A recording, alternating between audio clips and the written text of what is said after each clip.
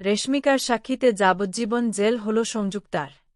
আমরা এমনটাই দেখতে পারব আজকের পর্বে, চলুন বিস্তারিত জেনে নেই। গল্পের শুরুতেই আমরা দেখতে পাই যে সংযুক্তার মুখোশ ফাঁস করার জন্য পারুল একেবারে উঠে পড়ে লেগেছে।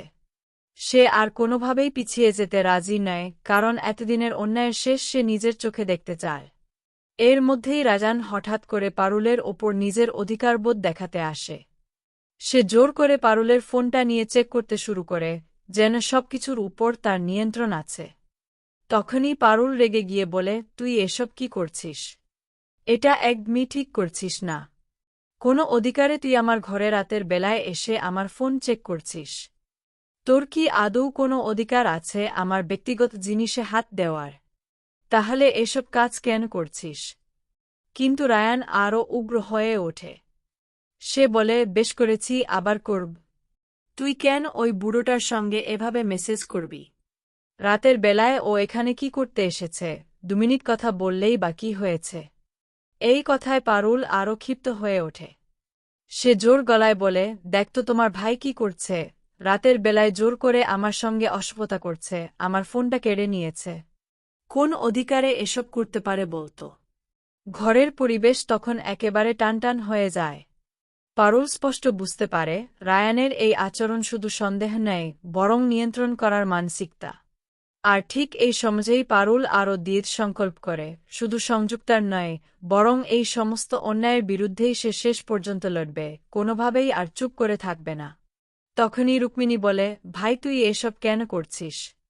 তুই তো অন্য একজন মেয়েকে ভালোবাসিস, তার নামও আমাদের বলিসনি। অসুবিধার কি আছে? পারুলের যদি জীবনে অন্য কেউ আসে, কারণ তোর ভালোবাসা তো আর পারুল পাবে না। পারুলের তো একটা জীবন আছে, আর সেই জীবনটা যদি সে নতুন করে সাজাতে চায়, তোদের আপত্তি থাকার কারণটাই বা কী? এরপর রায়ান মনে মনে ভাবে, সত্যিটা বলার সময় এখনও আসেনি দিদি। যতক্ষণ না আমি নিজেকে ভালোভাবে প্রমাণ করতে পারছি, ততদিন পর্যন্ত সত্যিটা কাউকে বলতে পারব না। কিন্তু যা হচ্ছে তা ভালো হচ্ছে না। এরপর সকাল হতেই সবাই অফিসে চলে যায়। যেহেতু সংযুক্ত নেই, তাই ধ্রুব সমস্ত ব্যবস্থা দেখতে থাকে আর বলে, দেখো এখন সংযুক্ত নেই, তাই পুরো কাজের দায়িত্ব আমার কাঁধে এসে পড়েছে। সবার কোঅপারেশন দরকার। আমি একা কিছুই করে উঠতে পারব না। তাই যে যার কাজে ব্যস্ত হয়ে পড়ো। এরপরেই পারুল মেয়েদের কাছে যায় আর জিজ্ঞেস করে, পারফিউমটা তো বেশ সুন্দর, কোন কোম্পানির ব্যবহার করছিস? একজন একজন করে নানান ব্র্যান্ডের নাম বলতে থাকে। কিন্তু পারুল নির্দিষ্ট করে ওই পারফিউমের ব্র্যান্ডের নাম জানতে চায়। কিন্তু কেউই ঠিক করে নাম বলতে পারে না। এর মাঝখানেই স্মৃতি দূর থেকে পারুলের ওপর নজর রাখছিল আর ভাবছিল, হঠাৎ করে পারুল কেন সবার কাছে পারফিউমের ব্র্যান্ড জানতে চাইছে, ব্যাপারটা ঠিক বুঝে উঠতে পারছে না। ঠিক তখনই দেখা যায়, পারুল রাজন্যার কাছে গিয়ে জিজ্ঞেস করতেই রাজন্যা উত্তর দিয়ে দেয়। আর সেই মুহূর্তেই রেশমিতা সাইডে সরে যায়। পারুল তখন রেশমিতার দিকে গিয়ে বলে, এই পারফিউমটা তো তুমিও ব্যবহার করো, তাই না?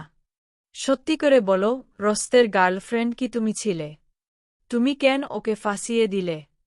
কেন এমনটা করলে? একজন বৃদ্ধ বাবা মায়ের কোল এই বয়সে খালি করে দিলে? উত্তর দাও, নইলে কিন্তু সংযুক্ত ম্যাডামের মতো অবস্থায় তোমারও হবে।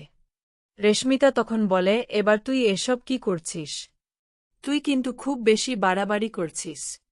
পারুল তখন বলে, আমি কোনো বাড়াবাড়ি করিনি। বরং যে বাড়াবাড়ি তোমরা দুজন শুরু করেছিলে, সেটা শেষ করার চেষ্টা করছি।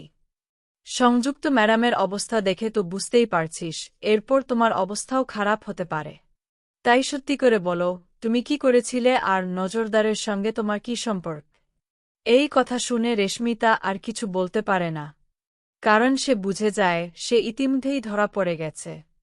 এরপর রেশমিতা বলে, হ্যাঁ, রস্তের গার্লফ্রেন্ড আমি ছিলাম। আমাদের মধ্যে ভালোবাসা ছিল। একদিন আমরা কফি শপে গিয়েছিলাম। রস্তের সঙ্গে আমার কিছু কথা ছিল। ঠিক তখনই রজত হঠাৎ করে বলে যে ও আর কফি খাবে না, কারণ ওর খুব দরকারি একটা কাজ আছে। ওইটাই রস্তের সঙ্গে আমার শেষ কথা ছিল। ও আমাকে বলেছিল যে সংযুক্ত ম্যাডাম কোটি কোটি টাকার দুর্নীতি করছে, পিওর লাইফকে রীতিমতো শেষ করে দিচ্ছে। আমি তখনই রজতকে বলেছিলাম, কফি শপে দাঁড়িয়ে এসব কথা বলা ঠিক নয়। এরপর রজত চলে গিয়েছিল। কিন্তু সেই কফি শপে আমি আর রসত ছাড়াও আরও একজন ছিল। তার নাম ছিল সংযুক্ত ম্যাডাম। এরপর সংযুক্ত ম্যাডাম আমাকে যেটা যেটা বলেছিলেন আমি ঠিক সেটাই করেছিলাম। কিন্তু এখন বুঝতে পারছি পারুল, আমি ভীষণ বড় একটা ভুল করে ফেলেছি। আর এখন সেই ভুলের প্রায়শ্চিত্ত করতে চাইছি। আমার ভীষণ গিল্টি ফিল হয় জানিস, কিন্তু এমন একটা ধাঁধার মধ্যে পড়ে গেছি যে কি করব নিজেই বুঝে উঠতে পারছি না। তখন পারুল বলে, শোন, তোমাকে আমি একটা কথা জিজ্ঞেস করছি। তুমি যে এই ভুলটা করেছ, আদালতে জজ সাহেবের সামনে সেটা স্বীকার করতে পারবে তো? এরপর রেশমিকা বলে, পারব। আমাকে পারতেই হবে। রস্তের সঙ্গে যে অন্যায় আমি করেছি তার প্রায়শ্চিত্ত আমাকেই করতে হবে। এর মাঝখানেই রান চলে যায়। ঠিক তখনই শিরিন এসে বলে, না সীতাদি, তোমার সঙ্গে পারুল কি কথা বলছিল? এরপর আবার জিজ্ঞেস করে। তখন রেশমিকা উত্তর দেয়, রজতের মৃত্যুর পিছনে কে বা কারা থাকতে পারে সেটাই জিজ্ঞেস করছিল। এরপর শিরিন পারুলের দিকে তাকিয়ে বলে, আমি তো তোকে সিঙ্গেল থাকতে বলেছিলাম। তুই আমার কথা শুনছিস না তো? এরপর দেখবি আমি তোর কি ব্যবস্থা করি। বড় বেশি বাড়াবাড়ি করছিস তুই। এর মধ্যেই কোর্টের শুনানি শুরু হয়ে গেছে। আবারও কোর্টে কেসটা ওঠে। সংযুক্তাকে কোর্টে নিয়ে আসা হয়। পারুল তখন বলে, ইয়োর অনার, আজ আমি আপনাদের সামনে একটা প্রমাণ পেশ করব। জলজান্ত প্রমাণ।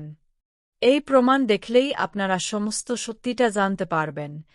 শুধু সুবিনোদা নয়, রজত দাকেও যে সংযুক্ত মেরে ফেলেছে সেটাও আজ প্রমাণিত হয়ে যাবে। এরপর সংযুক্ত বলেন, দেখছেন তো সাহেব, কী রকমভাবে ও আমাকে এখানে অপমান করছে। পারুল, একবার বেরোতে দাও, তারপর দেখো তোমার অবস্থা। আমি কি করতে পারি সেটা তুমি কল্পনাও করতে পারছ না। এর মধ্যেই পারুল বলেন, এখানে এমন একজন উপস্থিত আছেন যিনি রসতদার গার্লফ্রেন্ড ছিলেন। তাকে মোটা টাকার বিনিময়ে কিনে নেওয়া হয়েছিল এবং রসতদাকে মারার জন্য তাকে বারবার উৎসাহ দেওয়া হয়েছিল। কিন্তু সেই গার্লফ্রেন্ড এখন নিজের ভুল বুঝতে পেরেছেন। তিনি আজ আমাদের মাঝেই উপস্থিত আছেন। আপনি চাইলে আমি তাকে কাঠগড়ায় দাঁড় করাতে পারি। এই কথা শুনে সংযুক্ত মনে মনে ভাবে, রেশমিকা এখানে কি করতে এসেছে? ওকে যে আমি এত টাকা দিয়েছি, মাসে মাসে ইনসেন্টিভ দিয়েছি, তবু আজ সে আমার পর্দাফাশ করতে এসেছে। এটা কোনোভাবেই হতে দেওয়া যায় না। এর মধ্যেই যুগ বলে, আমি জানতাম এই পারুল শেষ পর্যন্ত সংযুক্তাকে কোর্টে নিয়ে আসবেই। যেদিন প্রথম পারুলকে দেখেছিলাম সেদিনই বুঝে গিয়েছিলাম সংযুক্তার সঙ্গে পারুল ঠিকই পেরে উঠবে। আর আজ সেই দিনটা এসে গেছে। ঠিক তখনই রেশমিকা নিজে থেকে উঠে দাঁড়ায় এবং বলে, রস্তের গার্লফ্রেন্ড আমি ছিলাম। তাকে কাঠগড়ায় দাঁড় করানো হয়। রেশমিকাকে দেখে সংযুক্ত রীতিমতো অবাক হয়ে যায় এবং মনে মনে ভাবে, শেষ পর্যন্ত ও নিজের মুখ খুলেই ফেল। এরপর রেশমিকা স্বীকার করে যে রস্তের মৃত্যুর জন্য দায়ী সংযুক্ত এবং অস্মিতা। এই কথা শুনে সংযুক্ত বুঝে যায় তার দিন শেষ। এবার আর কোনোভাবেই নিজেকে বাঁচানো সম্ভব নয়।